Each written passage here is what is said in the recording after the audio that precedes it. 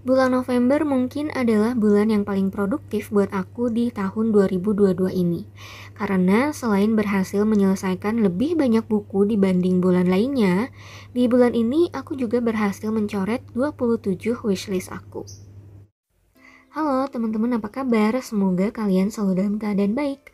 Buat yang baru bergabung, kenalin nama aku Desi. Buat yang udah lama ngikutin channel ini, halo, kita ketemu lagi. Makasih banyak udah mau klik video ini. Di kesempatan kali ini, aku mau share sama kalian buku-buku yang berhasil aku dapatkan untuk book haul aku di bulan November 2022. Langsung aja, ini dia buku-bukunya.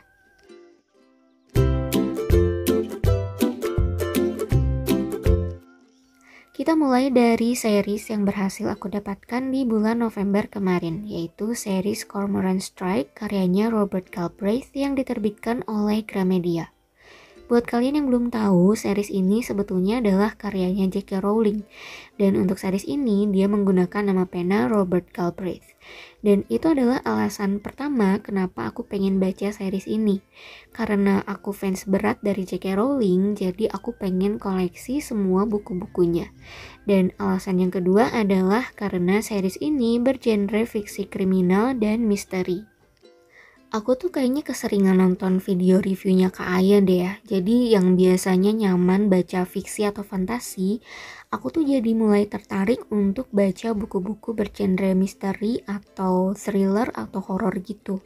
Makanya di bulan November kemarin, aku mulai berburu buku-buku dengan genre tadi. Untuk series ini sendiri sebetulnya udah ada total 6 buku yang rilis, tapi yang udah diterjemahkan ke bahasa Indonesia baru ada 5 kalau nggak salah ya. Dan series ini juga dibuat TV seriesnya gitu, yang tentunya belum pernah aku tonton juga.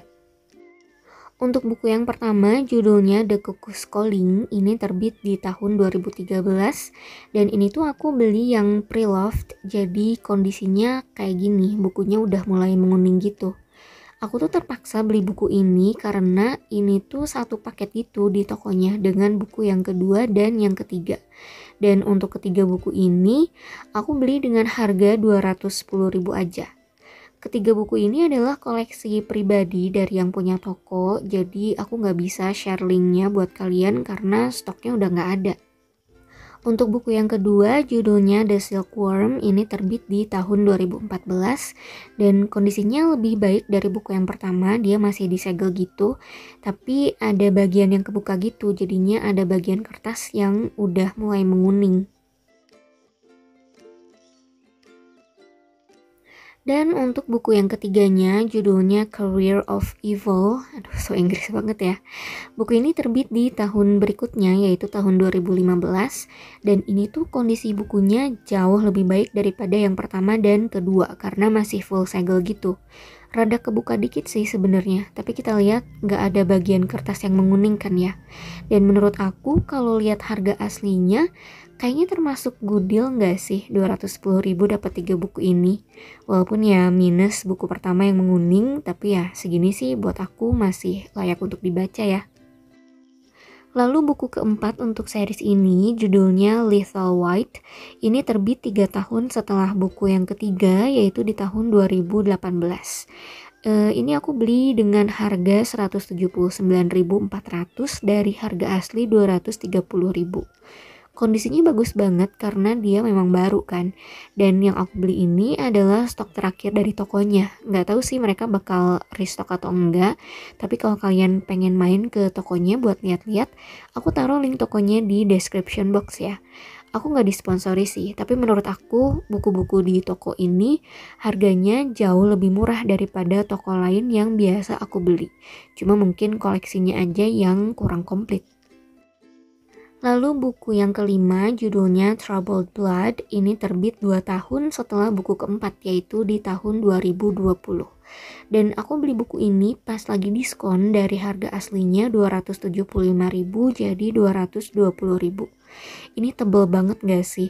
Kayak lebih tebel gitu dari buku Harry Potter yang kelima, padahal ini tuh buku paling tebel yang aku punya. Oke, rekor kamu dikalahkan, maaf ya. Untuk buku keenamnya judulnya The Ink Black Heart, baru rilis di tahun ini, tahun 2022, dan aku nggak tahu sih versi terjemahan bahasa Indonesianya akan rilis kapan. Jadi sambil nunggu bisa sambil baca ke 5 buku ini dulu. Wishlist selanjutnya yang berhasil aku coret adalah masih buku karangannya J.K. Rowling, yaitu buku Petualangan Jack dan Piggy Natal yang diterbitkan oleh Gramedia pada tahun 2021. Buku ini bergenre dongeng, fiksi petualangan, fiksi fantasi, dan cerita Natal. Dan ini tuh isinya ada ilustrasinya gitu, dan ilustrasinya ini dibuat oleh Jim Field. Wah, kayaknya cocok nih ya aku jadikan TBR untuk bulan Desember. Soalnya kan genrenya cerita Natal gitu. Masih berhubungan sama J.K. Rowling, buku berikutnya yang berhasil aku coret dari daftar wishlist adalah buku ini, J.K. Rowling's Wizarding World Movie Magic volume pertama. Ini adalah pencapaian yang luar biasa buat aku, karena selain aku udah lama banget pengen punya buku ini, aku dapat buku ini tuh dengan harga yang super duper good deal banget. Jadi kan harga aslinya 350.000 ya, dan ini bukunya aku beli dengan harga 92.000 aja. Good deal banget gak sih itu? Untuk volume keduanya aku udah punya dan rasanya gak komplit gitu ya kalau langsung loncat ke volume kedua tanpa punya volume pertama. Untuk volume pertama ini isinya adalah Extraordinary People and Fascinating Places. Jadi kita akan melihat tokoh-tokoh dan juga tempat-tempat dalam dunia sihir ciptaannya J.K. Rowling. Bukan cuma melihat sih, karena di dalamnya juga ada fakta-fakta yang jujur aja sebagai fans Harry Potter banyak yang belum aku ketahui gitu. Jadi kan lumayan ya, bisa nambah pengetahuan juga tentang tokoh-tokoh dan tempat-tempat dalam dunia ciptaannya J.K. Rowling ini. Aku gak akan bahas lebih lanjut untuk buku ini karena buku ini dan juga yang volume keduanya udah aku buat video review khusus yang bisa kalian tonton di sini. Buku berikutnya yang berhasil aku coret dari daftar wishlist adalah buku Crank Palace karyanya James Dashner yang terbit di bulan September 2022 kemarin. Ini adalah buku lanjutan dari series The Maze Runner yang kelima buku pertamanya udah dirilis, jadi ini adalah buku keenamnya. Uniknya adalah kelima buku yang pertama ini semuanya adalah terbitan Mizan Fantasi. Sedangkan untuk yang baru ini tuh diterbitkan sama Bentang Pustaka. Tapi walaupun beda penerbit, penerjemahnya masih sama yaitu Kak Yonita Chandra. Jadi aku pikir gaya translasinya mungkin akan tetap sama walaupun penerbitnya beda. Kalau dibaca dari blurbnya, buku ini tuh bercerita tentang kelanjutan kisahnya Newt setelah dia berubah jadi Crank. Menarik banget gak sih? Kita akan disuguhi cerita dari sudut pandang seorang Crank atau zombie gitu. Aku tuh jadi inget film Warm Bodies, dimana kita disuguhi cerita dari sudut pandang tokoh utamanya yang merupakan seorang zombie. Ya, pokoknya buku ini bikin aku penasaran banget sih. Soalnya aku termasuk tim sakit hati karena Newt terinfeksi virus flare dan harus berpisah sama teman-temannya. Jadi aku penasaran pengen tahu kelanjutan kisahnya dia seperti apa. Sekalian deh, karena kita lagi ngomongin buku yang diangkat ke dalam film, buku selanjutnya yang berhasil aku coret dari daftar wishlist adalah buku Where the Crawdads Sing karyanya Delia Owen yang diterbitkan oleh PT Alex Media Komputindo di tahun ini. Versi originalnya sendiri terbit di tahun 2018 dan aku jadi curiga versi terjemahan bahasa Indonesianya terbit karena buku ini mau difilmkan karena filmnya sendiri tayang di tahun 2022 juga. Buku ini tuh genrenya misteri dan aku pertama kali lihat trailernya sebetulnya. Dan alasan aku kenapa pengen baca buku ini adalah karena pas lihat trailer filmnya itu kayaknya seru gitu. Aku pertama kali lihat trailernya itu di akun Instagramnya Taylor Swift karena dia juga menyumbang lagunya dia untuk film ini gitu kan. Jadi ya semakin bikin aku tertarik baik sama bukunya maupun filmnya. Next, masih buku yang diangkat ke dalam film ini adalah buku The School for Good and Evil karyanya Saman Chainani. Yang aslinya sebetulnya terbit tahun 2013, cuma yang versi terjemahan bahasa Indonesianya ini baru diterbitkan tahun ini oleh penerbit Buana Sastra. Ini tuh filmnya udah tayang di Netflix dan aku sebenarnya duluan lihat bukunya sih. Tapi dulu tuh masih kayak ragu-ragu gitu pas mau beli. Dan pas tahu dia mau tayang di Netflix, oke, langsung masuk ke dalam wishlist. Ceritanya bergenre fiksi fantasi dan dongeng, dan kalau aku lihat di dalam trailer filmnya, dia tuh ada kayak unsur magicnya gitu kan. Jadi kayaknya sih bakalan seru. Lalu berikutnya aku punya novel klasik yang filmnya udah tayang jauh di tahun 2005 dulu, yaitu Pride and Prejudice karyanya Jane Austen. Aku lupa sih, dulu tuh kayaknya udah pernah nonton deh filmnya, tapi aku lupa lagi ceritanya tentang apa. Jadi sebelum nonton ulang, aku pengen baca bukunya dulu. Dan karena kemarin di toko buku tuh ada versi bahasa Indonesia yang diterbitkan sama Mizan Klasik ini, makanya aku sekalian check out. Masih novel klasik karyanya Jane Austen yang sama-sama udah difilmkan juga, aku punya Persuasion. Aku agak merasa bersalah sih sebetulnya beli buku ini. Soalnya buku ini tuh udah pernah aku coret di dalam wishlist aku karena aku udah dapat waktu yang book haul bulan September lalu. Dan sekarang aku malah beli lagi hanya karena covernya beda. Padahal penerbitnya sama, yaitu penerbit Nora Books. Ini yang aku dapatkan waktu book haul bulan September. Aku udah pernah cerita dulu walaupun dia pre-loved, tapi kondisinya masih bagus banget. Tapi ya gimana dong, yang ini juga appearance-nya bagus banget gitu. Jadi ya gak apa-apa lah, mungkin suatu hari bisa aku pre-loved salah satunya. Atau mungkin malah nanti aku beli versi lain. Lalu buku selanjutnya yang berhasil aku coret dari wishlist adalah buku Peter Pan karyanya J.M. Barrie. Ini adalah yang versi bahasa Inggris terbitan Gramedia cetakan tahun ini. Aku nonton filmnya yang versi 2003 itu sampai berkali-kali. Aku ulang-ulang terus dan gak pernah bosen karena seru banget menurut aku. Dan aku pengen tahu aja gitu kisah originalnya seperti apa. Untuk buku-buku yang diangkat ke dalam film ini bukan cuma buku-buku luar aja sih yang aku masukin ke dalam wishlist. Buku-buku lokal juga ada, diantaranya ada 5 cm, Mariposa, dan Perahu Kertas. 5 cm ini karyanya Doni Dirgantoro yang diterbitkan oleh penerbit Grasindo di tahun 2005. Filmnya sendiri tayang di tahun 2012. Aku belum pernah nonton sih filmnya, dan kemarin aku lihat filmnya ada di Netflix. Tapi ya seperti biasa aku pengen baca bukunya dulu sebelum nonton filmnya. Lalu Mariposa ini karyanya Luluk HF yang diterbitkan oleh Coconut Books di tahun 2018. Sedangkan untuk filmnya sendiri tayang 2 tahun setelah bukunya rilis, yaitu di tahun 2020.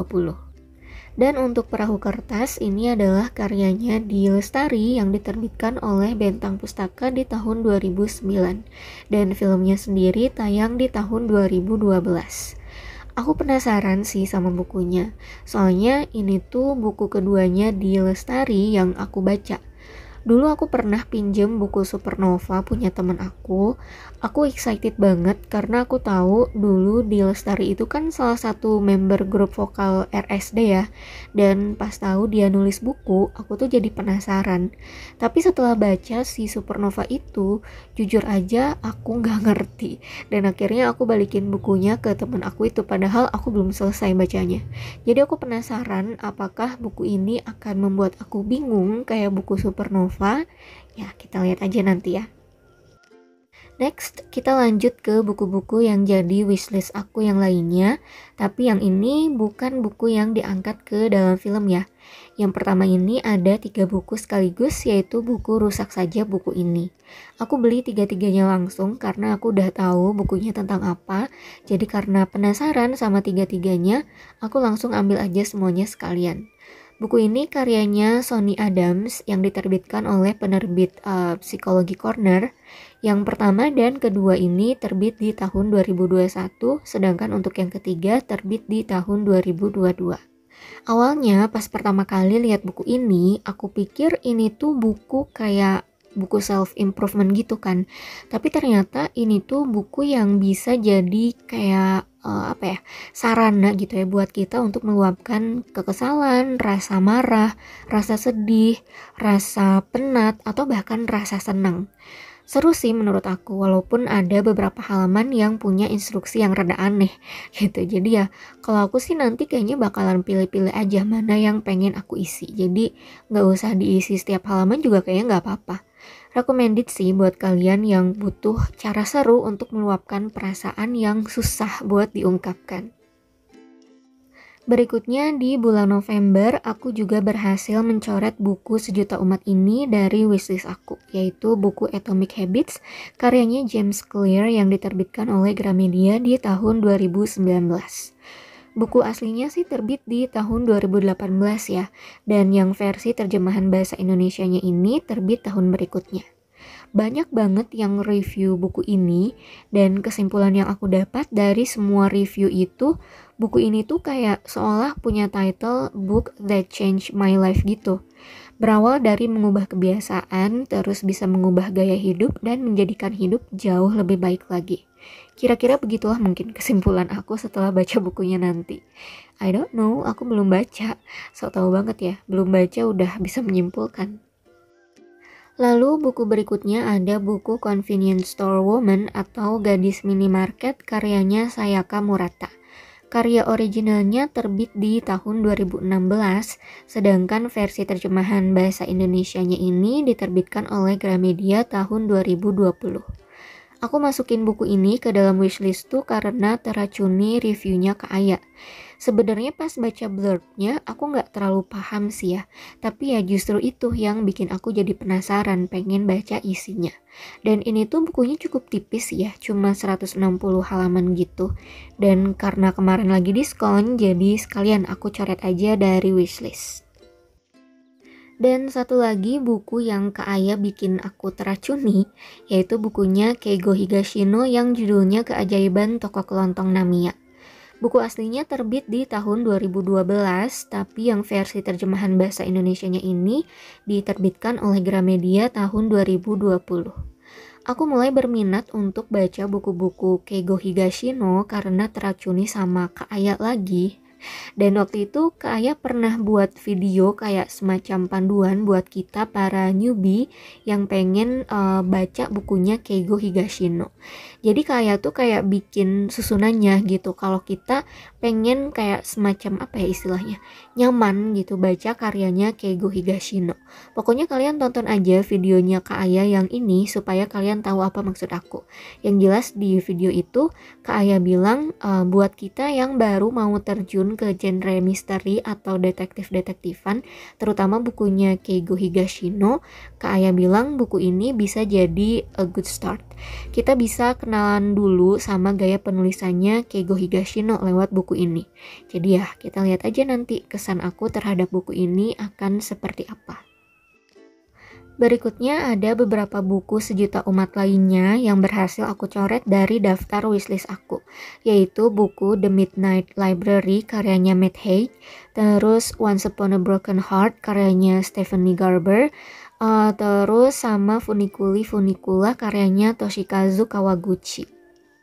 Yang The Midnight Library ini originalnya terbit tahun 2020, sedangkan versi terjemahan bahasa Indonesianya diterbitkan oleh Gramedia tahun 2021.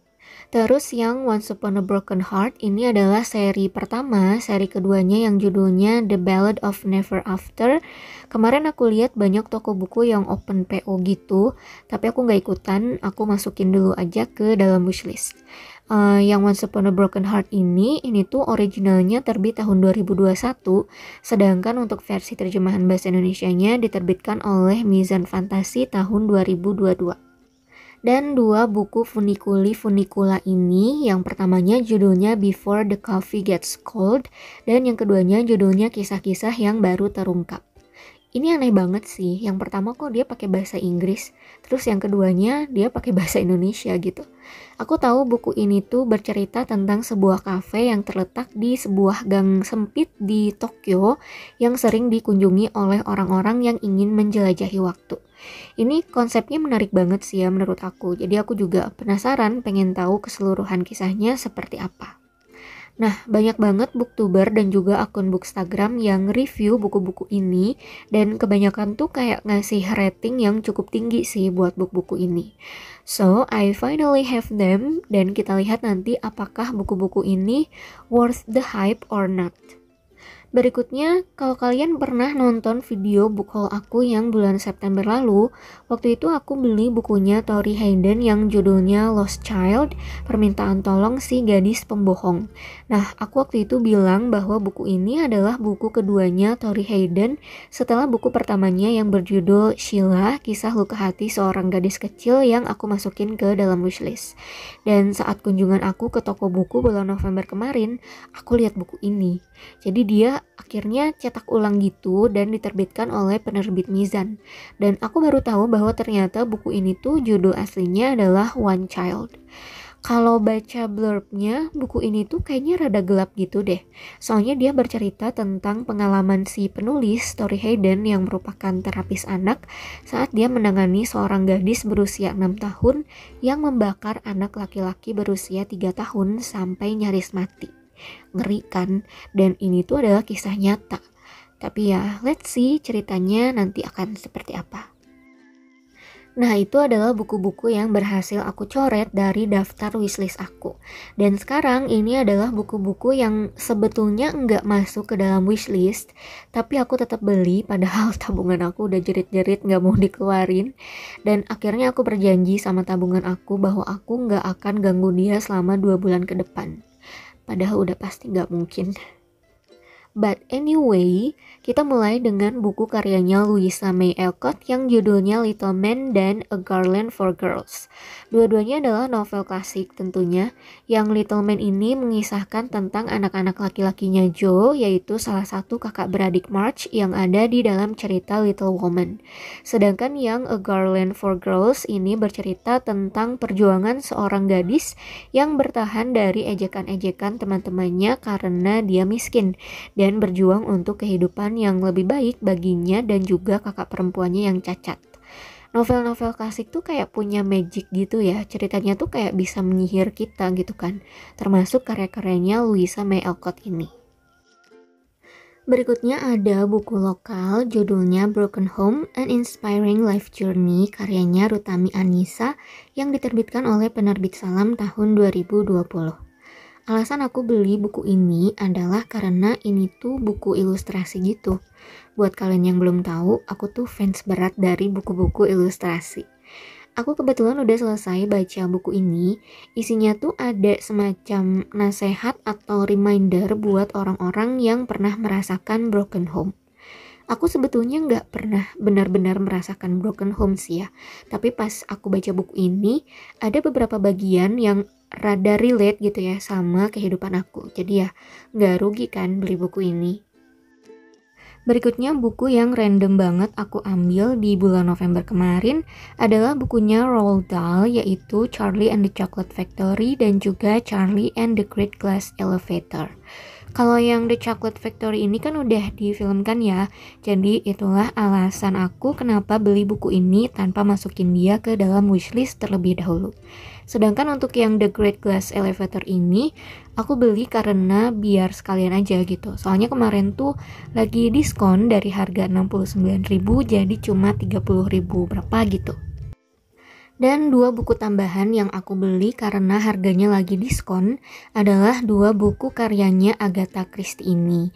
Yang pertama adalah yang judulnya Halloween Party atau Pesta Halloween, dan yang kedua adalah yang judulnya Crooked House atau judul bahasa Indonesianya adalah Buku Catatan Josephine. Aku tuh dulu inget banget rasanya pernah baca buku-bukunya Agatha Christie, cuma cerita-ceritanya itu lupa-lupa inget sih. Jadi sekarang pengen banget rasanya baca-baca lagi gitu. Dulu tuh seneng banget selang-seling baca buku-bukunya Agatha Christie sama series Goosebumps-nya R.L. Stine. Seru banget pokoknya. Terus aku juga kemarin beli buku ini, Doodle for Your Journal, karyanya Asrika Fitawati. Ini tuh diterbitkan sama penerbit Inari, tapi aku kemarin belinya di penerbit Haru. Alasan aku beli buku ini adalah karena di tahun 2023 nanti aku mau mulai aktif lagi bikin jurnal. Sebetulnya tahun 2022 ini juga aku memang masih suka journaling, tapi karena aku ambil tema minimalis, jadinya di dalam jurnal aku yang sekarang tuh isinya bener-bener hal-hal yang esensial aja gitu. Nggak ada dekorasinya sama sekali gitu. Jadi ya dengan adanya buku ini, aku pengen mulai gambar-gambar lagi dekorasi untuk menghiasi jurnal aku. Yang unik di dalam buku ini tuh ada beberapa halaman yang berisikan doodle yang bisa kita warnai. Jadi kan seru ya. Lalu berikutnya ada buku yang aku beli dadakan dan di luar rencana tentunya, yaitu buku Bingung-Bingung karyanya Fadel Ilahi El-Dimiski yang diterbitkan oleh Gramedia di tahun 2019. Alasan aku beli buku ini adalah karena aku pengen ikutan event review bareng pembaca yang diadakan sama komunitas review buku di bulan November kemarin. Dan alhamdulillah aku terpilih menjadi salah satu yang diundang untuk diskusi secara live lewat Instagramnya mereka. Kalau kalian pengen lihat keseruan diskusinya, aku taruh linknya di description box. Lalu di sini aku punya satu-satunya buku yang aku dapat secara gratis, yaitu buku The Rest of Us Just Live Here karyanya Patrick Ness. Buku ini adalah hadiah giveaway-nya akun Instagram Vierovia. Aku nggak tahu pelafalannya bener apa enggak. Waktu itu hadiah giveaway-nya ada 2 pilihan buku sih, tapi yang menarik perhatian aku adalah buku yang ini. Dan alhamdulillah aku menang. Kondisi bukunya masih segel, cuma ada bagian yang udah mulai menguning gitu, but it's fine. Aku nggak tahu sih ini ceritanya tentang apa, cuma kalau dilihat dari blurbnya, kayaknya sih cukup seru ya. Jadi ya kita lihat nanti ceritanya seperti apa. Terakhir, ini beneran buku terakhir yang aku dapat di bulan November kemarin, yaitu buku pertama dari series Lockwood & Co. karya Jonathan Stroud. Judulnya The Screaming Staircase. Ini aku beli e-booknya di Google Playbook. Kemarin tuh salah satu followers aku di Instagram rekomen aku buat baca buku ini. Aku nyari di toko buku nggak nemu sih ya, terus aku cari di marketplace juga harganya rada mahal gitu. Dan akhirnya aku iseng nyari di Google Play, ternyata ada dan harganya cuma 49.500. Jadi aku beli di situ aja sekalian kayak pengen nyoba gitu cara beli buku di Google Playbook tuh kayak gimana. Capeknya. Itu adalah buku-buku yang berhasil aku dapatkan di bulan November kemarin dan yang otomatis masuk ke daftar TBR aku yang makin lama makin numpuk. Dari sekian banyak buku tadi, ada nggak yang masuk ke dalam wishlist kalian juga? Kasih tahu aku di kolom komentar ya. Makasih banyak udah nonton, ketemu lagi di video aku yang lain. See you!